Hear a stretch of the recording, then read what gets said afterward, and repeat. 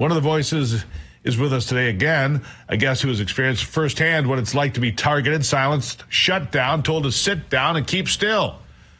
He's the CEO of YourAmericanFlagStore.com, James Stockey, joining me now. James, nice to see you. You have a great store and a great commitment, and you got shut down, probably worse than I did. But look, strangely, since he made that announcement, I've had a Facebook page for years. It's been stagnant. Nothing moves. I got a lot of people look at it. All of a sudden, I jumped 5,000 new followers just like that. I'm like, well, isn't that weird? Weird. So shadow banning, deplatforming, canceling. I mean, you were part of all of it, weren't you? Oh, yeah. Yeah, what we experienced, no family should ever have to endure. We were making American flags. So whatever policies and the censorship that he's talking about, I don't know. To this day, 4 years later, by the way, we were canceled 4 years to the day on the day that he came out with saying that he's now no longer going to be censoring people. It was 4 years to the day. So for him to say that, I'm still trying to get an answer from Meta. What policy did we break? What guideline did we break? Why were we canceled? Why did our Christian cross flag was taken offline? We weren't allowed to sell it on Meta. Our first responder flags were taken offline. Our military flags were taken offline. I have no idea. Ask you this, James. Yep. Let me just ask you this: Did you watch the 5.5 minute little speech from Mark Zuckerberg? About 20 times. Okay. Do you believe any of it? I mean, the one that came out here a day or two ago. Do you believe any of it? Because I'm like, yeah, come on, Mark. You spent tens of millions of dollars fighting Donald Trump, trying to make sure he didn't get elected in 2020. All of a sudden, you're besties. He's throwing $1 million in for the inauguration party. He's championing free speech. He's Mr. Free Speech. Come on. I'm not buying this. Are you? Too little, too late. I mean, 4 years. It's not even that. Go back to 2016.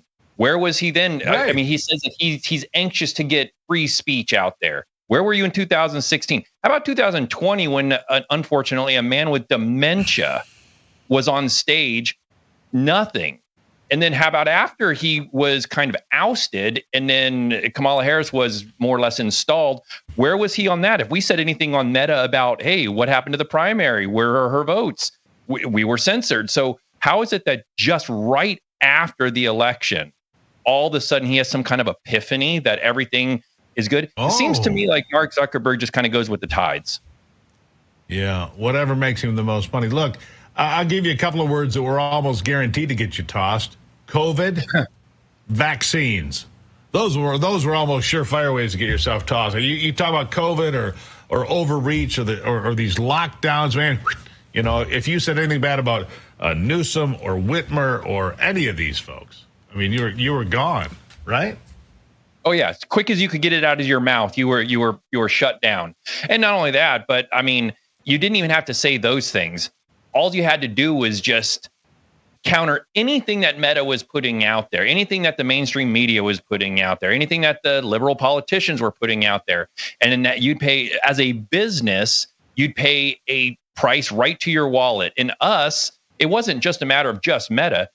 Let's not forget, PayPal took over $100,000 from us and kept it for 311 days. So it's not limited to just Meta. I'm happy that Mark came out and he's making this pledge. I hope that he shows a spine. And, he did adopt Elon Musk's policy of the community notes.